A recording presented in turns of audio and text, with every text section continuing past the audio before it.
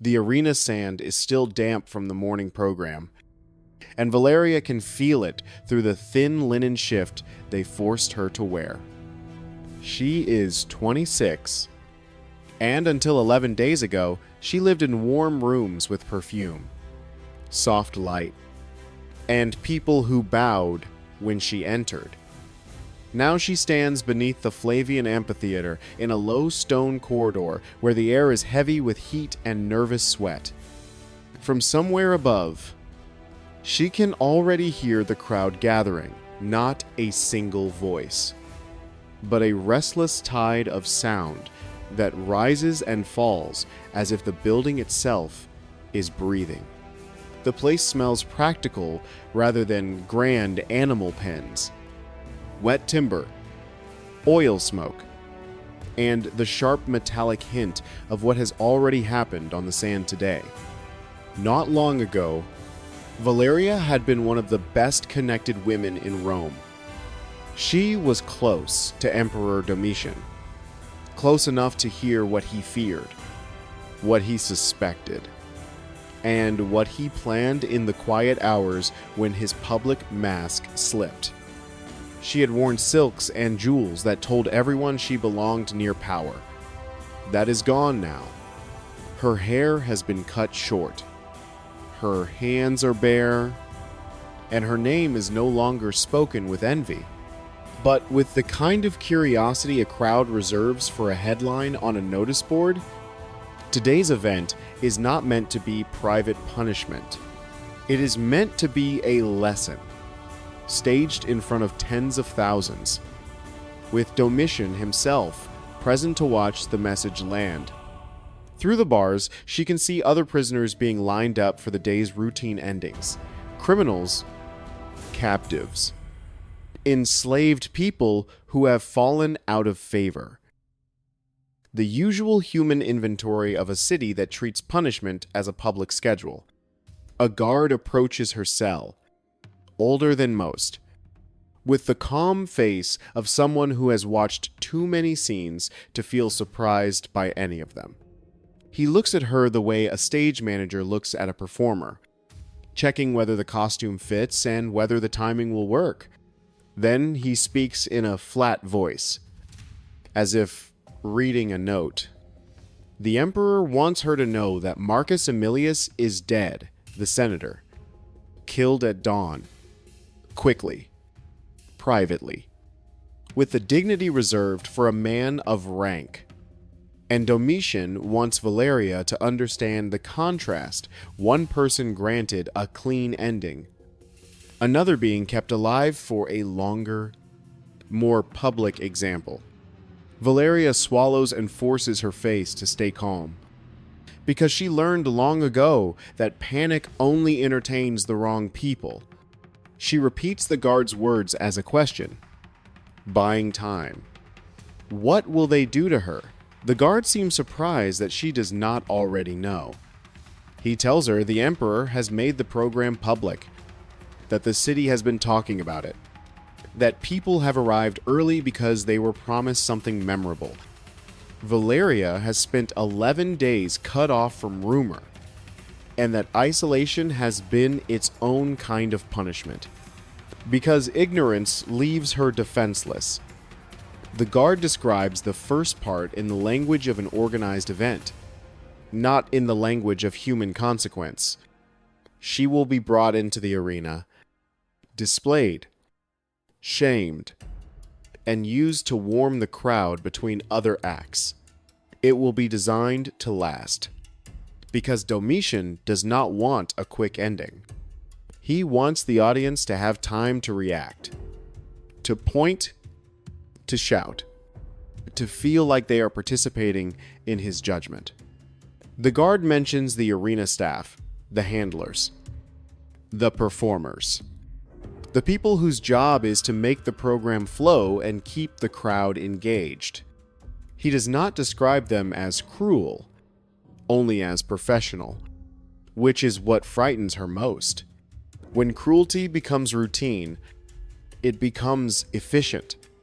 Valeria asks about the final scene, and the guard hesitates before answering, as if even he dislikes saying it out loud. Domitian intends to stage a myth-based reenactment, the kind of midday spectacle Rome sometimes uses to turn punishment into theater. Valeria understands the idea immediately. The Empire loves stories, and the arena uses stories to make the crowd lean forward. The guard tells her the afternoon has been reserved from the 6th hour until near sunset, several hours in total, and the length will depend on how long she endures. Valeria hears the number and feels her stomach tighten. But she also feels something else, a hard, practical clarity. If she is being kept alive for hours, that means time exists. And time is the one resource she can still try to use. Welcome to Medieval Spirits. Thanks for being here. If you enjoy calm, story-driven history that explains how ancient power worked without sensationalizing it, please like the video, subscribe, and ring the notification bell. What you are about to hear is a side of Roman entertainment that many flattering descriptions glide past. The poets praised the amphitheater's architecture, the smooth flow of crowds, the clever machinery under the floor. Some historians summarize the games with neat phrases like executions and beast hunts, as if that tidy wording could cover everything that actually happened. But when a society turns punishment into performance, the details matter, because the details reveal what the state wanted people to feel and what it wanted them to accept. Today, we are looking at a type of spectacle that was especially humiliating when directed at women who offended powerful men. Roman punishments were not always the same for everyone. Men might be framed as fighters, even when forced into combat, allowing the crowd to imagine bravery. Women, far more often, were framed as helpless figures in staged scenes, with the entertainment centered on vulnerability and shame rather than on resistance. This is why imperial myth reenactments became a favorite tool. They provided a ready-made story the audience already knew, and they allowed organizers to turn a sentence into a scripted role, complete with props, timing, and a dramatic ending. Valeria is facing that kind of program today. Not because Rome lacked other ways to punish her, but because the emperor wants her punishment to be memorable. But before we return to Valeria's cell, we need to understand how Roman arena programming worked. The arena was built for spectacle, not for efficiency. A quick execution ends too fast. A long, story-shaped display holds attention, creates anticipation, and gives the crowd the feeling that they are watching something important rather than merely watching someone disappear. Gladiator matches created suspense. Who would win? Who would fall? Who might be spared? Animal events created danger, exotic creatures, trained handlers, sudden surprises. The midday punishments created drama. Familiar myths turned into staged scenes where the audience could predict the ending and still feel the thrill of watching it arrive. Once you understand that the arena was designed as narrative, you begin to see why emperors who loved control also loved these shows. They were not only punishing bodies, they were shaping public emotion. Executions presented a problem for producers of entertainment, because a simple sentence can be quick and anticlimactic from a spectator's point of view. To extend the program, officials and organizers developed methods that turned punishment into a sequence rather than a moment. Mythological reenactments became the most elaborate form of this approach.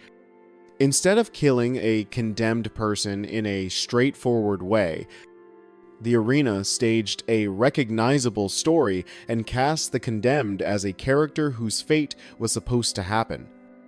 The crowd did not need to be told what the scene meant. They already knew the myth.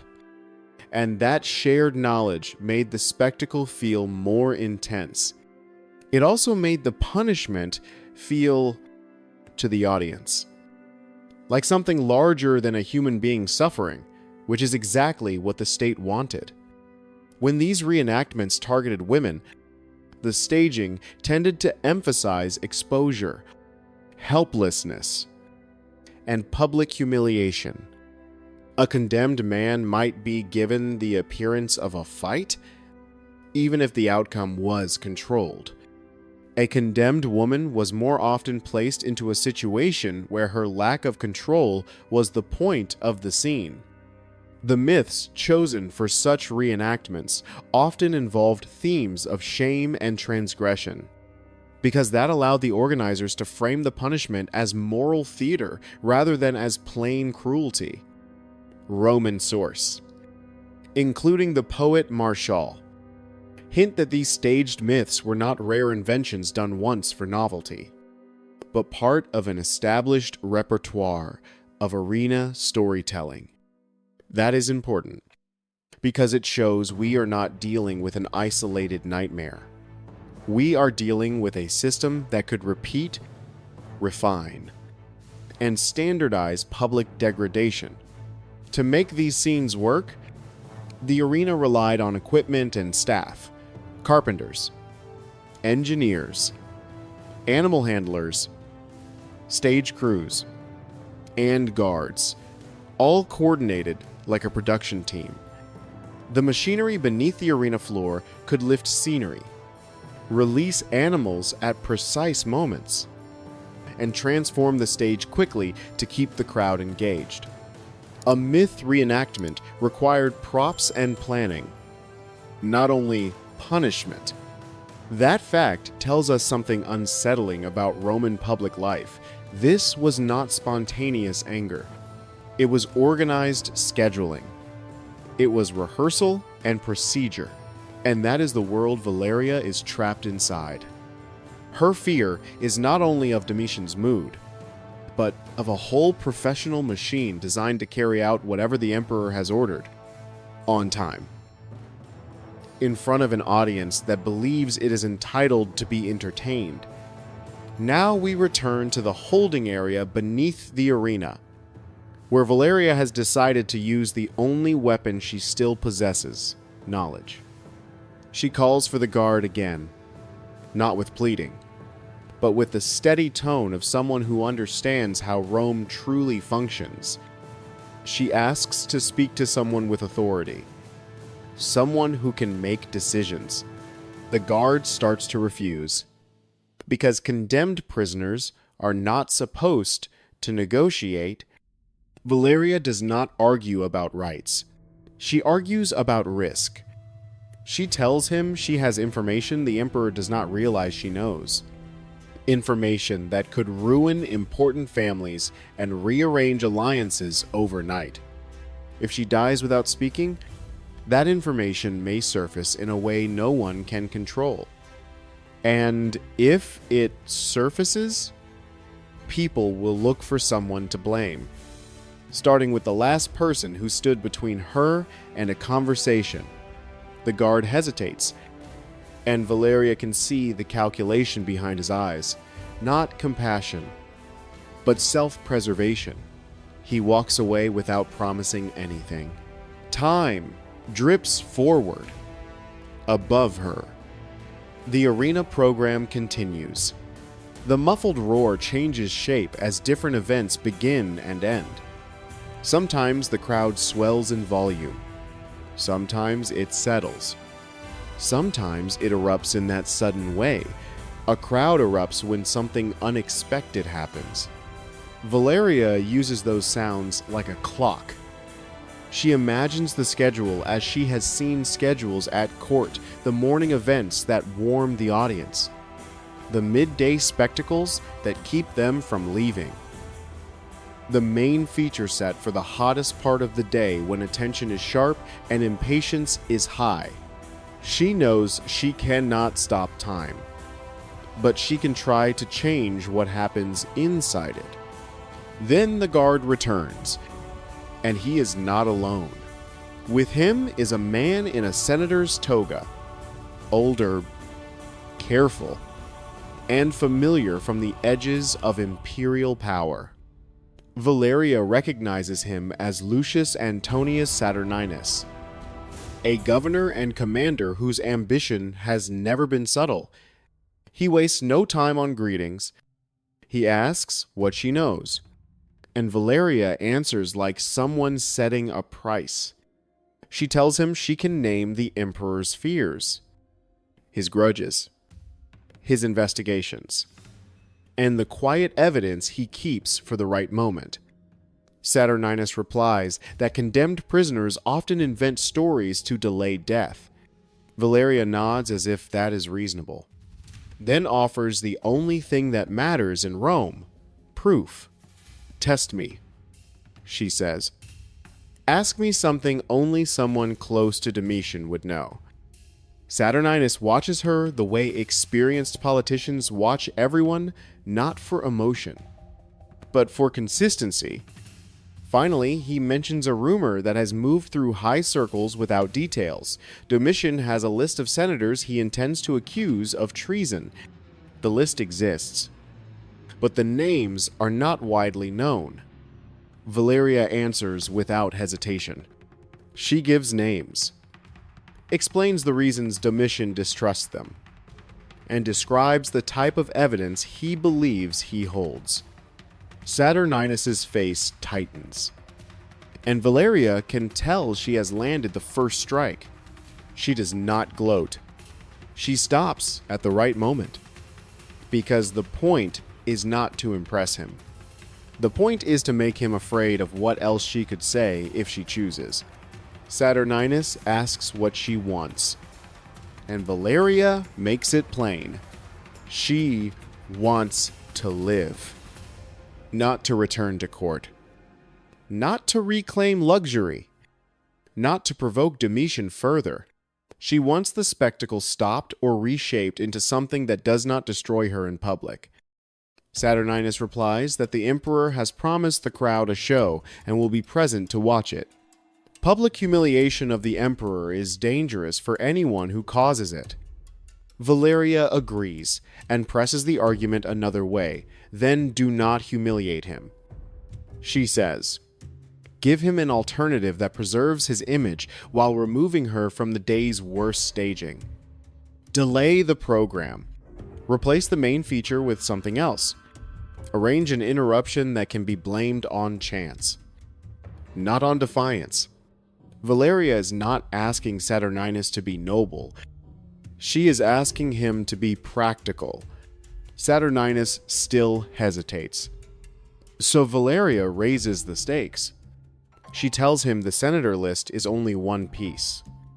She knows about provincial negotiations, military repositioning, and messages Domitian believes he has intercepted. She knows which governors the emperor watches most closely. She knows what kind of evidence Domitian stores for later. Waiting for the moment it will do maximum damage. Saturninus stiffens at that, and Valeria sees it, the flash of recognition that turns suspicion into fear. She speaks softly now, because she does not need to shout. She tells him that if she dies today without trading what she knows, the information will not disappear. It will simply fall into hands less controlled than hers. And Saturninus, a man who has spent his life avoiding traps, will be left guessing which thread Domitian will pull first. Saturninus tries to push back, asking why he should endanger himself for a woman already sentenced. Valeria answers with the only honest reason that works in Rome: because it is in his interest. She tells him she remembers names tied to the intercepted communications. patterns of travel, messengers used, and the kinds of friendly conversations that can be framed as treason when an emperor is in a suspicious mood. She does not accuse Saturninus directly at first. She simply lays out enough details to make it clear she is not guessing. That is when Saturninus changes.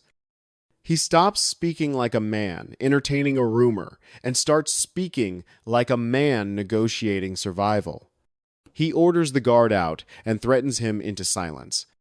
The corridor suddenly feels smaller, because now Valeria is not only a condemned prisoner, she is leverage.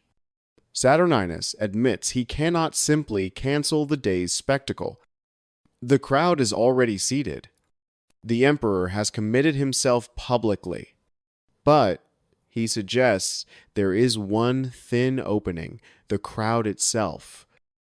On rare occasions, an audience can be moved to demand a different outcome if a condemned person shows exceptional composure, endurance, or unexpected courage under pressure.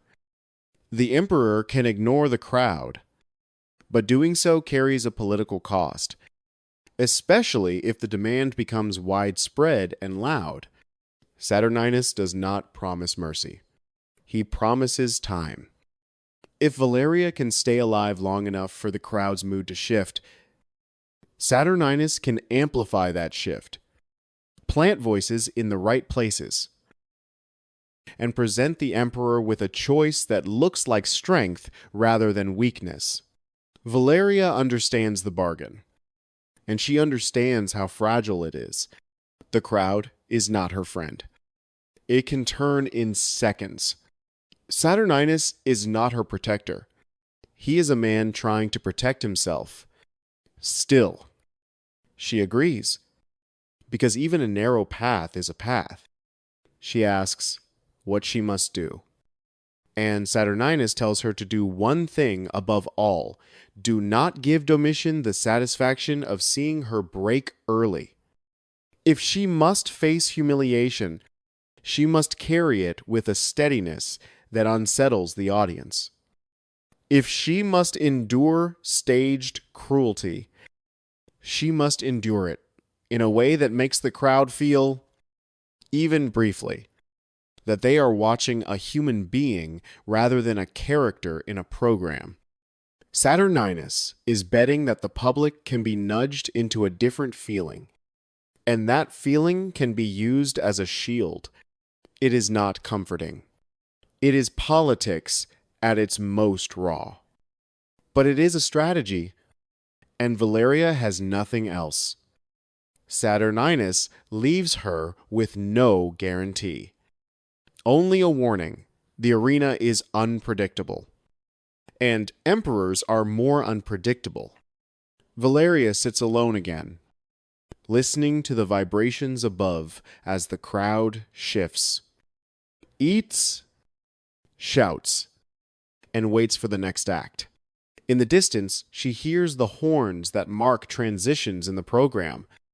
She pictures the sun overhead, the bright heat on the sand, the way the stadium holds noise, like a bowl holds water. She prepares herself not with speeches about bravery, but with focus. If she is going to survive long enough for Saturninus to work, she must control the only thing still hers: her expression, her posture, her decisions, in the seconds she is allowed. In Rome, dignity can be a weapon, not because it melts hearts, but because it confuses a crowd trained to expect panic. At the 6th hour, the gates open, and Valeria is brought into the arena. She cannot see the emperor clearly at first. Only the blur of bright cloth and shadowed faces in the best seats. She hears the crowd react to her entrance the way crowds react to any announced feature, a mix of excitement and impatience. The day's program begins to unfold around her like a machine set in motion. and she forces herself to remember what Saturninus told her. Do not rush into fear. Do not perform the role they wrote for you. Make them see a person where they expected a prop. In a place built to turn humans into entertainment, the smallest refusal can feel like a kind of resistance. Whatever happens next, remember what this story is really showing. It is not only the cruelty of one emperor, though Domitian's appetite for public lesson-making is part of it. It is the way a system can turn punishment into production, complete with schedules, staff, rehearsed scenes, and a crowd trained to demand novelty. Valeria survives not because Rome suddenly becomes kind, but because she understands Rome's real language: information, leverage, reputation, and timing. And if she escapes the ending that was planned for her, it will not be because the arena had mercy. It will be because politics interrupted the program. The stones of the Colosseum still stand today, admired for engineering and design. But stories like Valeria's remind us what those stones were built to hold: not only games, but a public theater of power where human lives could be spent to make a point.